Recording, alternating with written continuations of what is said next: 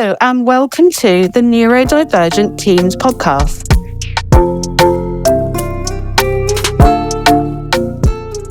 Hi everybody, welcome back to this episode of the Neurodivergent Teens Podcast. I'm Laura. I'm Kirsty. And I'm Lila. And in this episode today, we're going to be talking about some of the challenges that we have faced and overcome as neurodivergent individuals. So, Kirsty, if I can start with you, what would you say has been the biggest challenge for you to overcome that you would associate with being neurodivergent? For me, the first thing that comes to mind is school and learning and academics. I mean, mostly because that's been my entire life at the moment. I really, really struggle academically. I have dyslexia as well, which is a common trait alongside ADHD, which is not supportive when it comes to schooling and all sorts.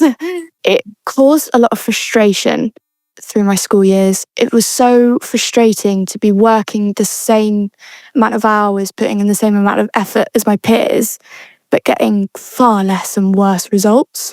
So for me, especially when I was younger and didn't quite understand ND and also didn't have any diagnosis, it was quite an overwhelming time not being able to reach the goals because I'm such a high expectations of myself. So I think what's really important to say, Kirsty, is that although you have struggled with academics and with learning, you're at university now. There was a point where I thought I shouldn't even apply because I thought I couldn't even do it.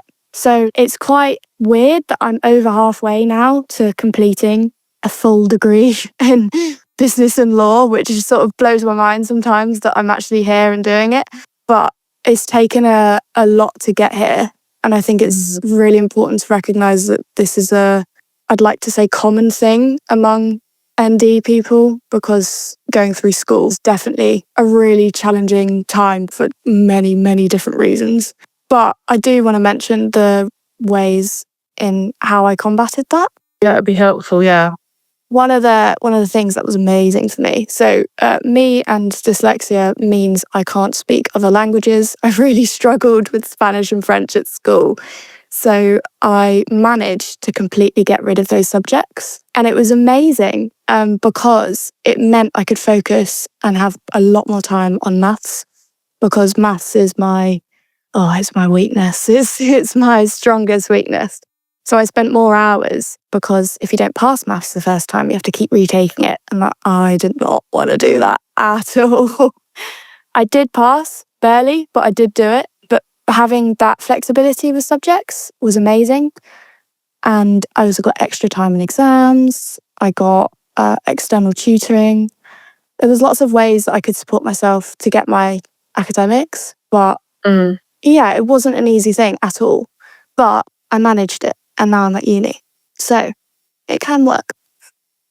Yeah, I think you're walking, living, breathing proof, Kirsty, that your neurodivergence hasn't stopped you from doing what you want to do. And that's because of the support you've had in place, because of the level of understanding that you've had of people around you, I guess. And I think the other thing I just wanted to ask you was, would you say that your experience of learning at university has been easier than your experience of learning at school?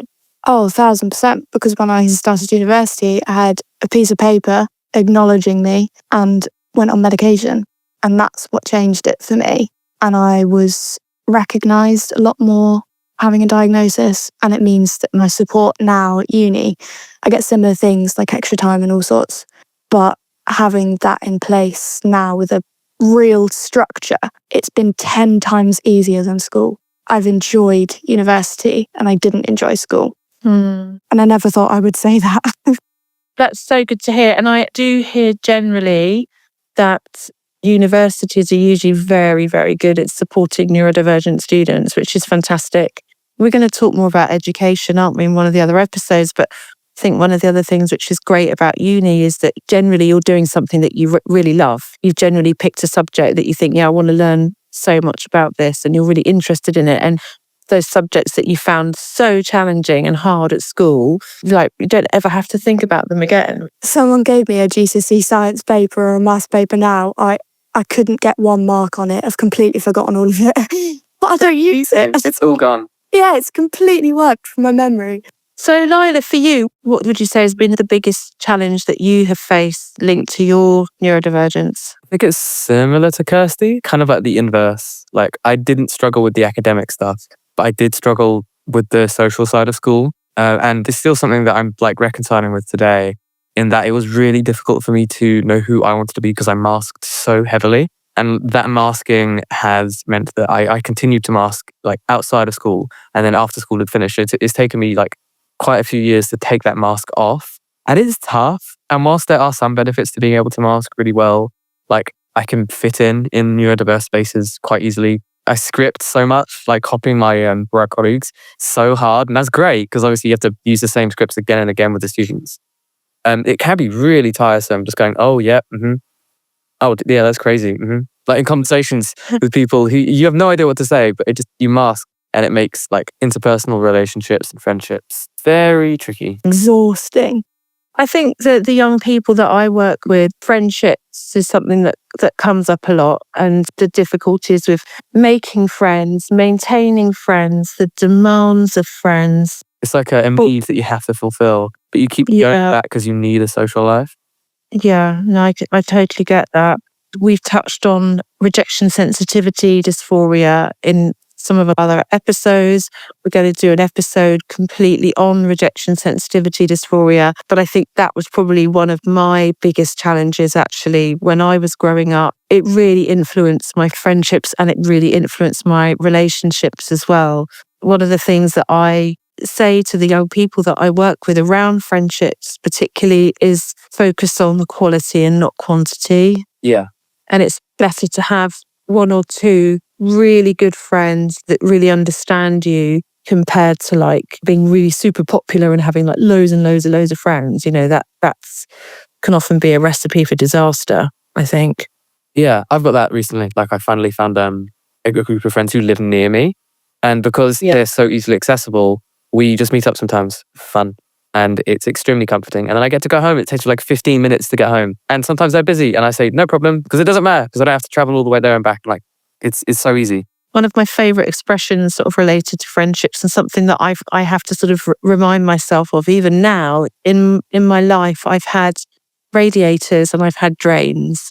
And I have to make sure that I surround myself with the radiators. And sometimes one of the challenges I've had is not being able to cut the drains out, knowing that somebody's not good for me, that the friendship or the relationship is quite toxic, but finding it really difficult to sever those ties.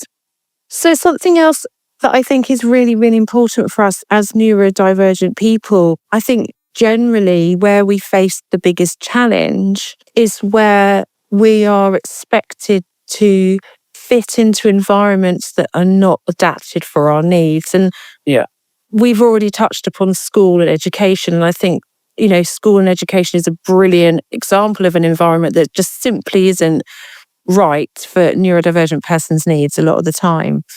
Are there any other environments that you can think of that you think it was just the wrong environment, it was the wrong people for me to be around? Or the opposite, where have you found where the right environment, the right people for you?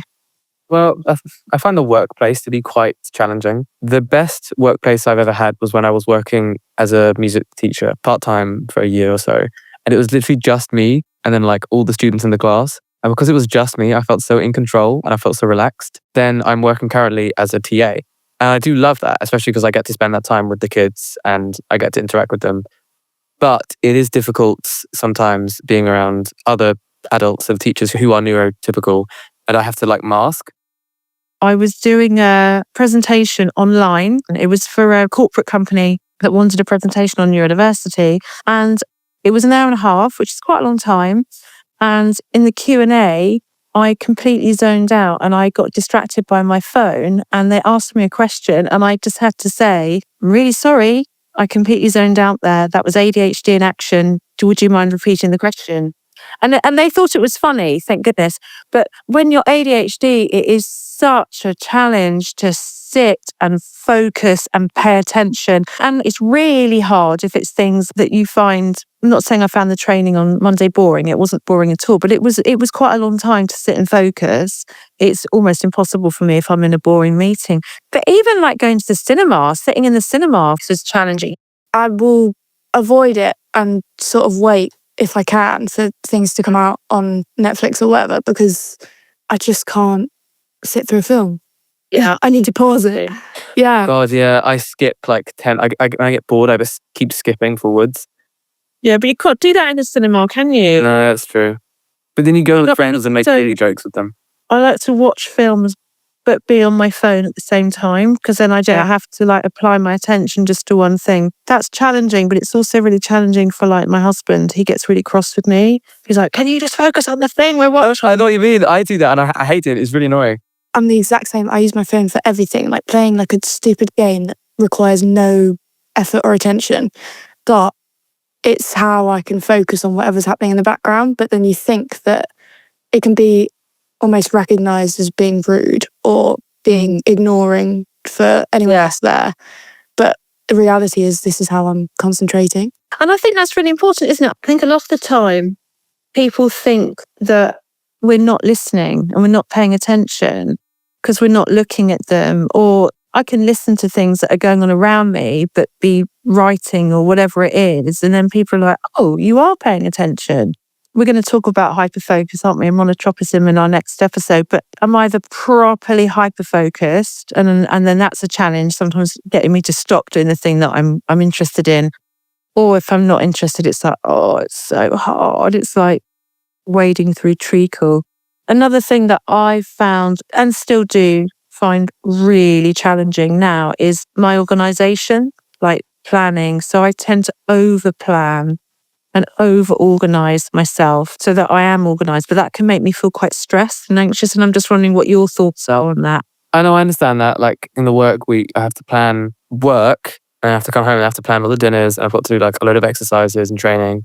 And then I've got to make sure I go to bed on time. And if I don't do all of that, then the week falls apart. But if I do all of that, then my brain falls apart. So I have to balance between professionalism or like total brain mush. I think I've mentioned before how like organised I am. It to the T, like everything. If you could put my brain into a filing cabinet type thing, like I have everything written down in multiple places because I have to. Because like you said, Laura, like if I'm not writing down everything in a specific way, like if my to-do list is not in 6 different categories, and for what I'm doing every hour of the week, literally, I just won't do anything because I can't achieve it. But also, my memory is horrific and I just don't remember anything that I need to do. So it's a great thing being forced to be that organised.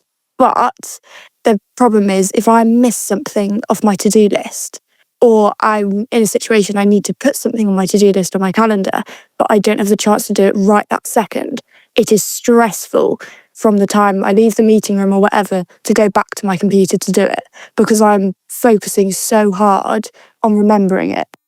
I totally get that, Kirsty, and I get so worried that I'm going to forget things. Do you know what I've started doing recently, which actually has been really, really helpful, is someone sent me a little sort of gift pack thing, and in there were these tiny little Post-it notes. They're like little squares. And as soon as anything pops into my head that I need to do, I just write it on the Post-it note and stick it on my desk or stick it on my laptop. Yeah, like a little notebook or just that, like notes. They're tiny. They're like about a centimetre and a half square. And you can have them in your pocket as well. What I learned to do, I will sit in meetings. This happened last night. I was in quite an important meeting and someone said something which triggered a thought of something else that I needed to do. And then I'll sit in the meeting, I'm like, I can't focus and I can't concentrate because I've remembered the thing that's really important and then I'm going to forget that. So I literally just grabbed a Post-it note, wrote down what it was, stuck it on my desk. And then I'm like, okay, I've parked that. I can come back to the meeting now. Our brains are like a million miles an hour jumping all over the place. I think it's just finding really simple ways to just kind of like capture the thoughts before they disappear off again. I have the exact same thing. You can't see it, but I'm showing Laura. I have this whole thing. I've got a full box of Post-it notes. I do not leave the house without Post-it notes. Yeah, like they're multicolored too. I know, they're amazing. But I have Post-it notes and pen with me in all of my bags, everything, all my pockets. The amount of times I've washed a pair of jeans with Post-it notes still in it is insane. But I am the exact same. I have these things everywhere I go because it's like my backup. And I have Post-it notes everywhere, which is actually sort of annoying because mess stresses me out. But if I don't write something down, it will disappear forever and ever. I describe it as a vapor. It kind of like comes into your head, it swirls around a little bit, and you've got limited time to grab it and bottle it before it just swirls out again. So one of the other things that we wanted to talk about around the challenges that we've experienced of being neurodivergent is also the challenges that we experience getting our diagnosis. And it sounds like for all of us, we spoke about this in one of the other episodes about how life-changing our diagnoses have been and like how positive they've been. But I just wanted to ask if either of you did experience challenges around your diagnosis or even like accepting your diagnosis. Was there any kind of negativity around that? For me, I think the biggest challenge was being so young at the time. So I started attempting when I was like 14 to try and sort of get something because up until that point, I was just sort of labelled things like anxiety or OCD or things, which I knew there was more to it than that. But because I was so young, I wasn't paid attention to and sort of like felt belittling a lot of the time. Being patronised because I was so young and it was like I was doing it for attention. That was how it felt for years. And having to fight for yourself when you're so young and ignored is exhausting. And feeling like you had to grow up quicker than you should have. I feel like I lost a lot of my childhood because I was too busy focusing on trying to get a diagnosis. Do you think that's partly as well, Kirsty? Again, I think there's a challenge around a lot of the myths that exist around what autism is, what ADHD is, like even like dyslexia. It's really interesting what you said there. People thought you were just sort of attention seeking. And we've already talked about how much you struggled. Do you think that was because perhaps your teachers just were like unaware of how ADHD presents in girls? Definitely, because I think the biggest thing is I was a really well-behaved student. Okay, that's really interesting. When it comes to behaviour, that's one of the biggest stereotypes, is if you're MD, you are misbehaved. You're going to be flipping, you should have been flipping tables and But I wasn't. I was like the perfect student. I was quiet, paid attention to my homework, all of it. But because I was like an average grades or anything, because I wasn't standing out to the extent that I would stereotypically need to get looked at, I was just overlooked. Then I think just the biggest challenges were having to go through all of the systems such as CAMS and various other support networks, which I didn't find helpful at all. And yeah, it's just sort of fighting for yourself. It took me like 4 or 5 years. What about you, Lila? What were the challenges that you feel like you faced in terms of getting your diagnosis? Well, for one of them, I still don't have an autism diagnosis, and I probably won't for indefinitely. That is kind of one of the problems is the diagnosis process itself. Like the autism call I had to see if I was autistic, see if I officially was, I think, 45 minutes long. And I had to do it in my boss's car because I was still at work. I was like very stressed. The reasons I wasn't given a diagnosis were hardly conclusive. It was like, oh, patient has attempted to get a job. Patient has attempted to have relationships. And it was like, oh, okay, well, therefore. And so one of the major flaws for me was just getting a diagnosis in the birthplace. And I ended up getting an ADHD diagnosis, which also makes sense. But like, I know I'm autistic. It makes sense looking back at my past, my present, and probably my future. But I'm not able to get a diagnosis because of the limitations in place. Self-identification is so valid. Lila, I think it's fair to say that even though you don't have a formal diagnosis of autism, you are able to make adjustments for yourself. Yeah, absolutely. Show kindness to yourself because you are autistic. There might be people listening to this who are diagnosed. There might be people listening who are like in the process of getting a diagnosis. And there might be people, I hope there's people listening to this who don't have a diagnosis but self-identify. And I think self-identification is so valid. I don't have a diagnosis of autism, but I recognise how I have some really significant autistic traits that really impact me. And understanding that has been really, really helpful for me. A lot of us, like, getting a diagnosis isn't an option. I don't have access to a doctor to recognise it for me. It's shocking to me, Lila, that a medical professional in this day and age would consider that you might not be autistic or that you're not autistic because you have a job and you have a desire to make friendships. I mean, that to me is appalling. But it also, again, it's one of the challenges that you face as a neurodivergent person, that there are so many myths attached to being neurodivergent. Kirsty, you experienced it at school. If you'd had a teacher who really understood how females with ADHD present in a learning environment, perhaps you wouldn't have had to have waited all the time that you did to get your diagnosis. Even just understanding masking. We couldn't possibly cover every challenge that we faced in this episode, but I think what we really wanted to share was some of the challenges that we've all faced, but also that we've all overcome or are still overcoming. Yeah, or just dealing with. And we'll always have our challenges. I think for me, the thing that has supported me the absolute most with the challenges that I have faced and continue to face is being able to share and surround myself with people who really get it. Yeah, I'd say the same. Being neurodivergent amongst other neurodivergent people is extremely liberating. And also being able to self-advocate, say, I'm really sorry, that's something that I'm going to really struggle with, because that can be with friendships. You know, I know that my friends who are neurodivergent know that they can say to me, I can't do that. It's too loud. It's too noisy. There's too many people. Whatever the reason is, I understand. But similarly, I get that from them. And also being able to work in an environment where you feel that you're supported as well and people understand you is really positive and really helpful. definitely. Okay. Is there anything else that either of you want to share before we wrap up this episode? Don't have too much doubt. It's very easy to quickly go into the, I can't do this because I'm Mendy. Let's try and always look for solutions, because it's different for everyone, but you never know what you could come across, which could support you in so many other things. Yeah. Anything, Lila, that you want to add before we finish? Yeah, I'd say something similar to Kirsty. Like, definitely recognise your limitations too. That's what gets me through, is stopping when I need to stop. Yes. Yeah. Be kind to yourself. Okay. Thank you so much, Kirsty and Lila, for once again sharing your incredible insight and experiences. And thank you for listening.